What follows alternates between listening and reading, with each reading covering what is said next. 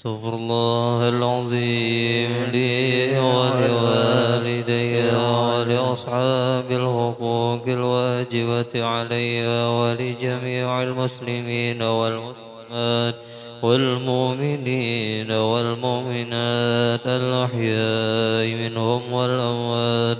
أستغفر الله العظيم لي ولوالدي ولأصحاب الحقوق الواجبة علي ولجميع المسلمين والمسلمات والمؤمنين والمؤمنات الأحياء منهم والأموات. أستغفر الله العظيم لي ولوالدي ولأصحاب الحقوق الواجبة علي ولجميع المسلمين والمسلمات والمؤمنين والمؤمنات الأحياء منهم والأموات. الفاتحة إلى حضرة النبي المصطفى رسول الله صلى الله عليه وسلم. ثم إلى روح محمد الله أحمد بن إسحاق حسين الفقيه مقدم محمد بن علي بعلوي. ثم إلى روح صاحب الرتيب والكتب الإرسال والغوث والعباد والبلاد الحبيب عبد الله بن علوي بن محمد الأحداد وصولهم وفروعهم أن الله يريد الرجاء في الجنة ويكثروا مأثوباتهم ويضاعفون حسناتهم وينفعون بجاههم وينفعون بهم ويعد علينا من بركات وأسرارهم وأنوارهم وعلومهم في الدين والدنيا والآخرة. وإلى حضرة النبي الفاتحة.